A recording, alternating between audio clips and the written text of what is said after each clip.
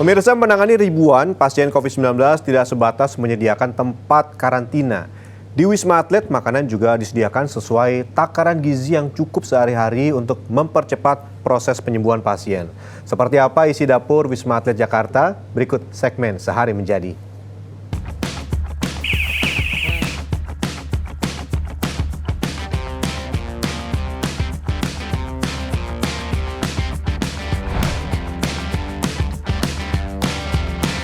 Ada dua dapur besar penyedia makanan di Wisma Atlet. Pertama, di kawasan Cikarang, Bekasi. Dan kedua, di dalam Wisma Atlet sendiri. Bahan dasar sajian adalah 4 ton beras setiap harinya untuk makanan pasien dan para tenaga kesehatan di Wisma Atlet. Setelah beras-beras ini datang dan juga dilakukan pengecekan sesuai dengan standar kadar airnya sekitar 13-14%, berasnya akan dimasukkan ke dalam box. Nanti dicek deh menggunakan mesin ini. Boleh, Pak? Ini kalau dilihat masih ada beberapa beras-beras tuh yang warnanya agak kehitaman, kemudian ada yang juga kayak benda asing ya, kayak gabah gini. Tapi ini tidak akan kita cek langsung manual, karena pegel, berton-ton setiap hari. Kita andalkan mesin dulu. Jika dijumlahkan, ada 120 ton beras yang harus tersedia setiap bulannya. Beras dan gabah atau bebatuan dipisahkan menggunakan alat modern berupa sensor yang bekerja dengan sistem warna. Meski diklaim mampu memisahkan beras hingga 99%, beras juga diperiksa secara manual. Ada 2 orang yang bertugas bergantian memastikan beras bebas dari gabah. Wah, dari sekian banyak, cuman sebutir tuh. Ini memang akurasinya berapa persen, Pak, kira-kira? 90-90%. Wow. Setiap 10 kg beras akan dimasukkan ke dalam plastik terpisah untuk memudahkan proses masak dan pencatatan. Ini beras yang sudah dicek dengan mesin. Ini beras yang tidak layak, kalau bahasa di tempat ini NG atau not good. Beda ya. Dari warnanya, dalamnya juga banyak gabah yang NG ini tuh. Beras kemudian melewati 3 tahapan lanjutan. Kali ini untuk memastikan beras bebas dari material besi.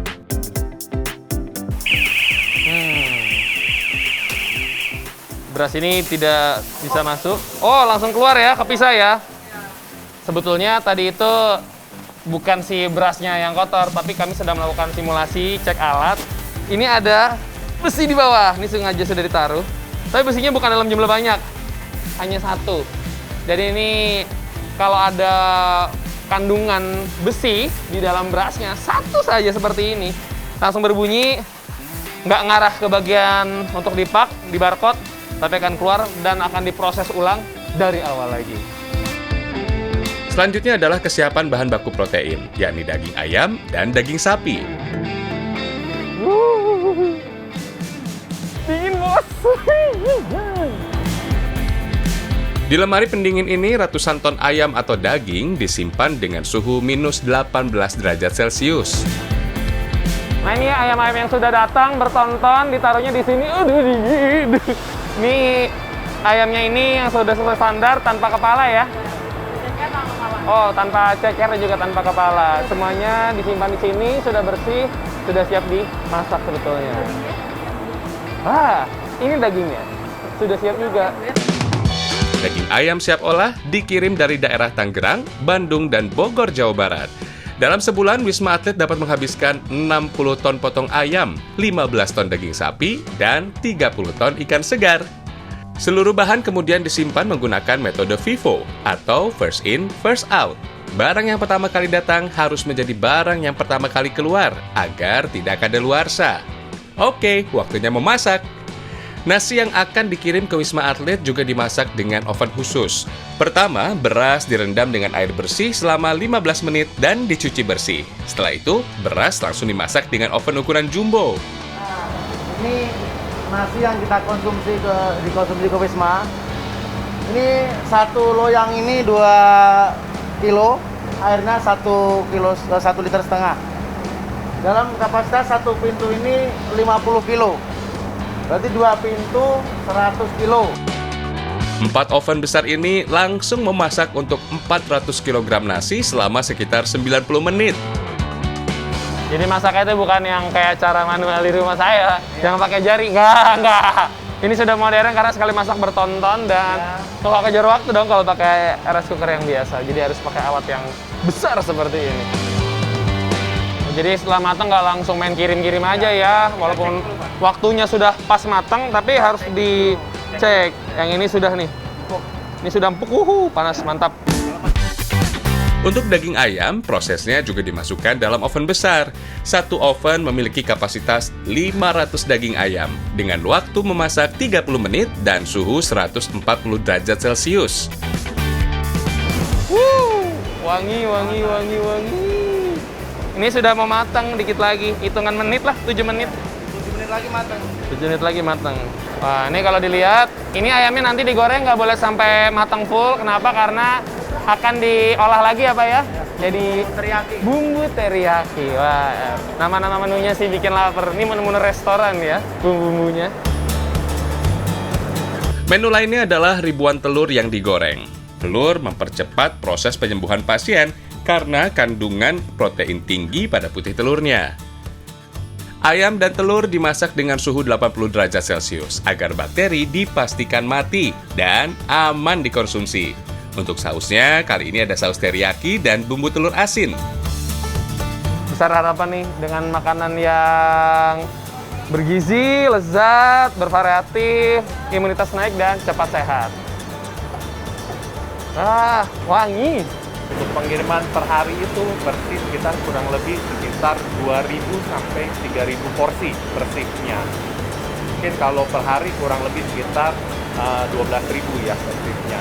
Dari konsumen sendiri biasanya adalah menu ayam, daging, dan ikan. 3 menu itu adalah menjadi favorit. Ya, khas Nusantara semuanya.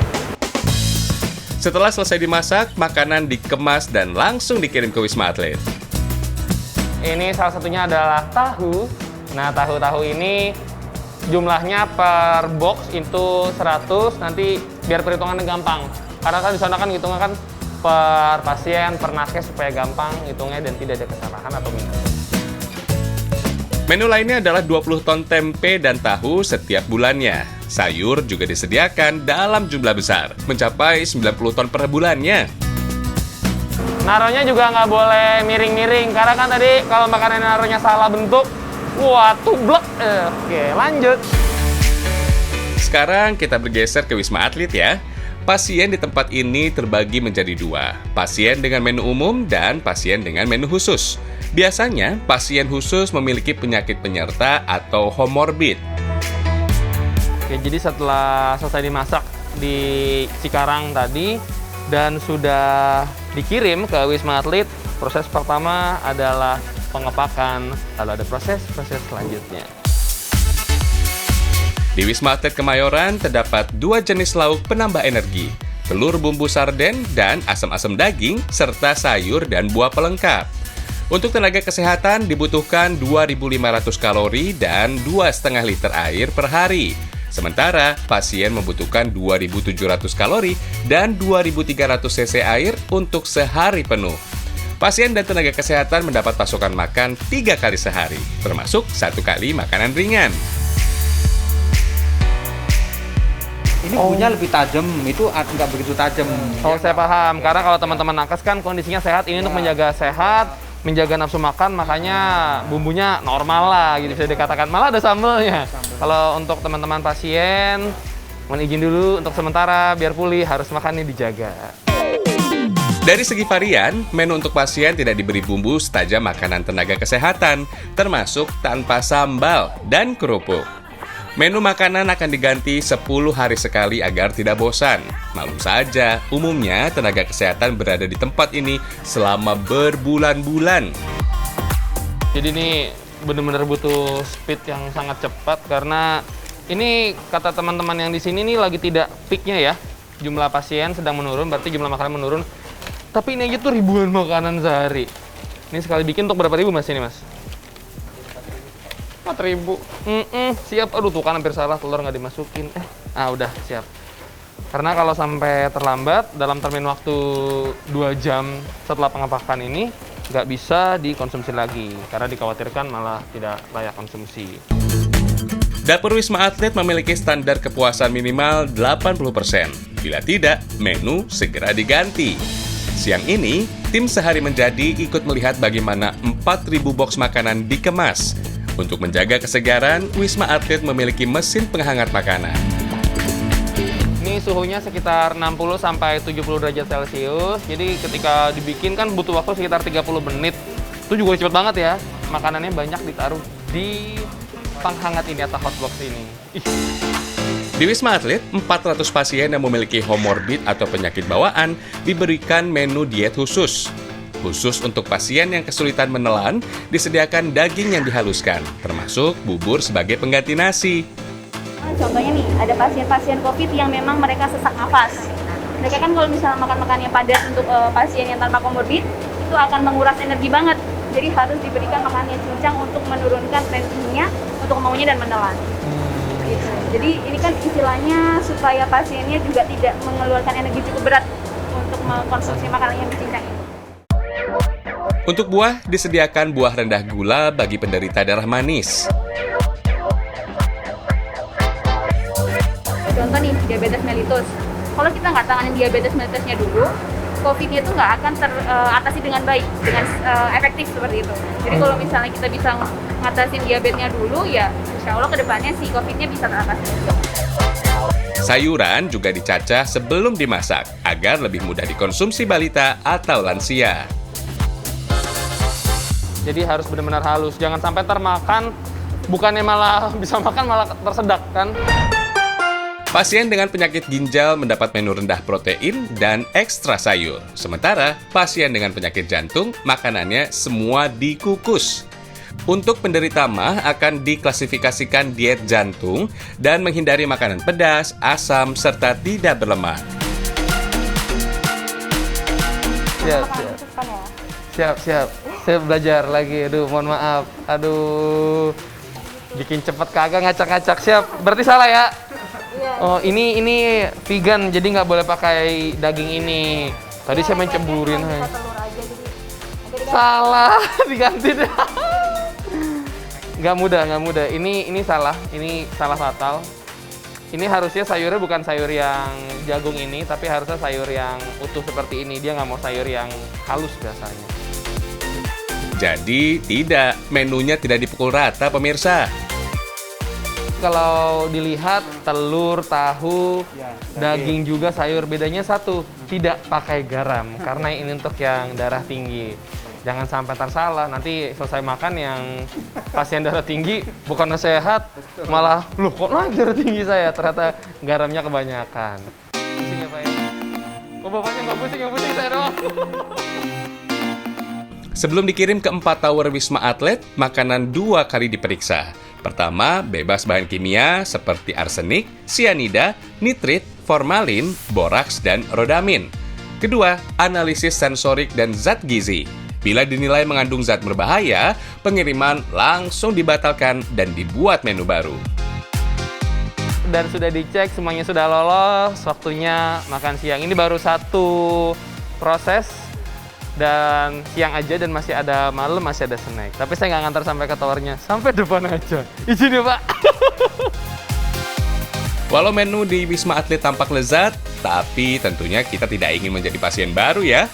Karenanya menjaga daya tahan tubuh adalah keharusan, termasuk mengenakan masker dan selalu mencuci tangan. Rian Fernando, Niko Riano, Jakarta.